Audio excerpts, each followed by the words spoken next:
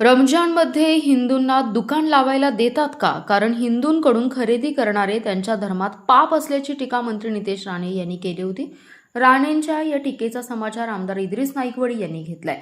मुख्यमंत्र्यांनी त्यांना समज दिली आहे. त्यांच्या पक्षाची ध्येय धोरणे वेगळी आहेत. आमचा शाहू फुले आंबेडकर यांचा विचार आहे. फडणवीस सुद्धा कधी तेढ निर्माण करण्याचा प्रयत्न करत नाहीत. मुख्यमंत्र्यांना ओव्हरटेक करून पुढे जाण्याची त्यांची शर्यत सुरू असून राणेंना मुख्यमंत्री पदाची स्वप्ने पडत असल्याचा टोला त्यांनी लगावलाय. तसेच काही लोकांना कशाच्या गोळ्या चालू आहेत काही माहीत नाही. राजकारणासाठी एक वोट बँक तयार करायची, त्यांना भडकवायचा प्रकार राजकारणात सुरू आहे.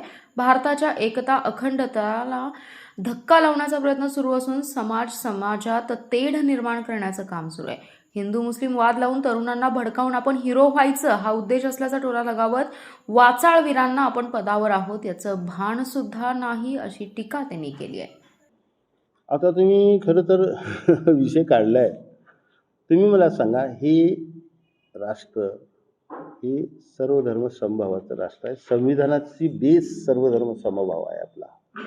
पण काही लोकांना काय कशाच्या गोळ्या चालू आहेत काय माहिती नाही. त्यांना एक काहीतरी वेगळंच, हे राज्य हिंदू राष्ट्र आहे.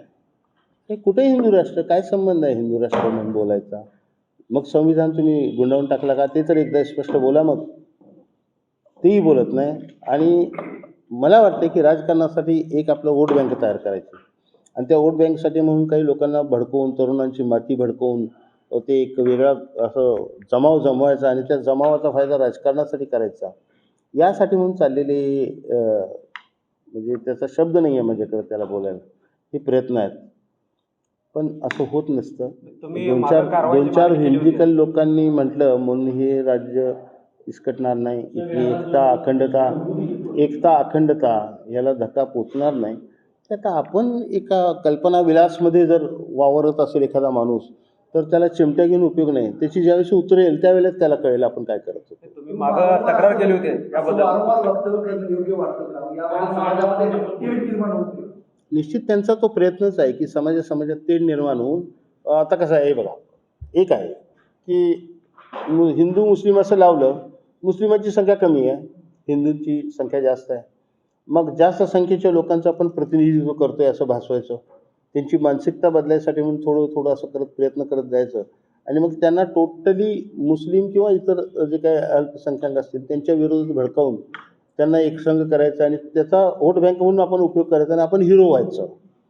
ह्या उद्देशाने हे चाललेलं, हे सांगायला कुठल्या ज्योतिषाची गरज नाही आहे. आणि त्यामुळं अशा लोकांच्या हे वाचाळवीर आहेत.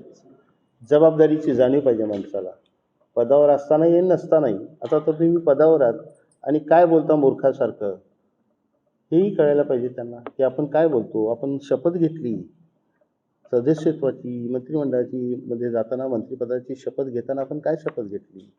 या राष्ट्राच्या एकता अखंडतेला कुठं धक्का लागणार नाही, असं काही कृत्य मी करणार नाही. मग त्या शपथेचा तुम्ही भंग केला ना, तर ठीक आहे.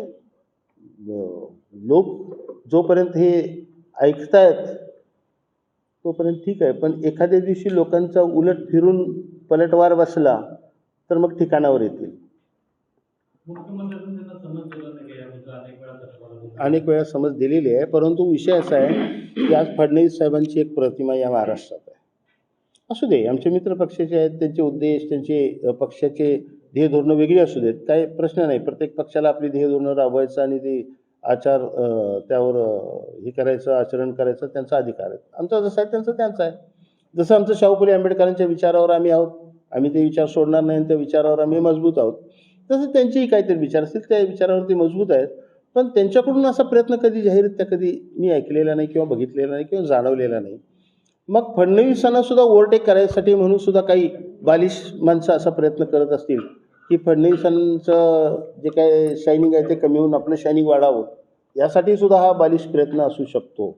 आणि त्यातलाच तो प्रकार आहे असं मला वाटतं. जिथं मला कळतं निश्चितच आमदार सुनील शेळकेंनी सांगितलेले की अजूनही वेळ गेलेली नाही, दोन्ही राष्ट्रवादी विलीनीकरण करा. आता यासंबंधी आमचे म्हणजे तो माझ्या अखत्यारीतला विषय नाही. मी एक लेवलचा कार्यकर्ता आहे, माझी एक लेवल ठरलेली आहे. त्या लेवलपेक्षा फार मोठं पुढचं बोलणं योग्य होणार नाही. आमचे नेतेमंडळी आहेत ना, आता सुनेत्राबाईंनी आमचं नेतृत्व करतायत, त्या सगळ्या गोष्टींचा अभ्यास करत असतील किंवा त्यांना वाटेल योग्य वाटेल त्यावेळेला तो निर्णय त्या घेतील आणि आम्ही त्या निर्णयाच्या बरोबर असू. तुमच्या तुम्ही आजपर्यंत तुम्ही कधी खरात भेटला आहात का? अजिबात नाही. अशी मंडळी कधी अशा मंडळींना मी भेटायला गेलो नाही आणि कधी भेटायला आली तर कशी भेटी दिलेली नाही अशा लोकांना. जिरवळांचा व्हिडिओ व्हायरल होतो. चाकणकर जिरवळ पक्ष आता कॉन्ट्रोवर्सी ते जोरात चालू आहे. माननीय मुख्यमंत्र्यांचं त्यावरचं मी हे ऐकलं की काही व्हिडिओज असे असेंबल करून ते केलेलं आहे झिरवळांच्या बाबतीत असं त्यांचं म्हणणं आहे आणि त्याची मी चौकशी करेन. आणि बरं मला एक सांगा, हा व्हिडिओ काय असा अचानक मधनंच व्हायरल झाला का? मग तो AI असला पाहिजे, नाहीतर कुठेतरी त्या रूममध्ये येऊन तो शूटिंग केला पाहिजे. मग कोण शूट केलं काय करून चौकशी करून त्याला पहिला घ्यायला पाहिजे आणि त्याच्याकडनं काय ते वस्तुस्थिती कळेल ना, मग आपण यावर बोलता येईल. जर झिरवळ दोषी असतील तर आम्ही आमच्या पक्षाचे आहेत म्हणून काय मी बाजू नाही घेणार, पण नसताना जर त्यांच्यावर काही अशा पद्धतीचं षडयंत्र रचलं जात असेल तर त्यांनाही त्यांच्यावरही अन्याय होता उपयोगी नाही हेही बघावं लागेल. माजी कृषी मंत्री कोकाटे असतील किंवा चाकणकर असतील किंवा हिरवळ, त्याच्यामुळे आपला पक्ष डॅमेज होत असं वाटतं. नाही, नक्कीच थोडंसं पक्षाला नाही म्हटलं तरी, नकारलं कोणी काही म्हटलं तरी काही अंशी पक्षाच्या प्रतिमेवर त्याचा उपयोग फरक पडतो, हे मान्य आहे. पण हे काय जाणीवपूर्वक हे लोक काही दोषी नाही आहेत. एखाद्या कुठलं वादळ कुठं त्याचं वारं कुठे येऊन लागेल सांगता येत नाही, तसं हे झालेलं आहे. आता तो खरात असेल, त्याचे कोणाचे वैयक्तिक संबंध वगैरे असतील, तो चांगला वाईट असेल, तो त्याचा भाग आहे. पण त्याचा आमच्या पक्षाशी काय संबंध? काय आमच्या पक्षानं कधी त्याला बोलवलं का त्याच्याकडं आमचा पक्ष म्हणून वैयक्तिक म्हणून कोणाचे काय संबंध असेल ह्यावर कोणाचं बंधन नाही आहे. त्यामुळं त्याचा संबंध पक्षाशी जोडणं योग्य होणार नाही. परंतु नाही म्हटलं तरी पक्षाच्या असणाऱ्या पदाधिकाऱ्यांना त्याची तोशीस लागली म्हणून पक्षाला थोडंसं नाही म्हटलं तरी थोडं आम्हाला त्याचं खेद आहे. काँग्रेसच्या नेत्याने असा आरोप केला आहे की राष्ट्रवादीमध्ये मंत्रिपदासाठी राष्ट्रवादीच्याच काही लोकांनी राष्ट्रवादीच्या लोकांना अशा पद्धतीनं अडकवण्याचा प्रयत्न असू शकतो. माणसं जिथं आहेत तिथं द्वेष, मत्सर हे आहेतच की, हे गुण आहेतच ना माणसात.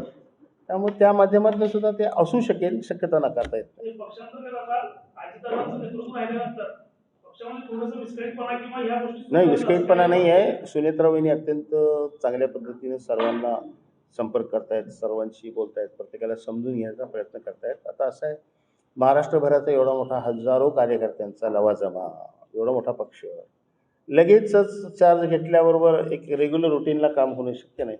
पहिला त्यांना महाराष्ट्र हे सगळे कार्यकर्ते मानसिकता समजून घ्यायला काही वेळ द्यावा लागेल.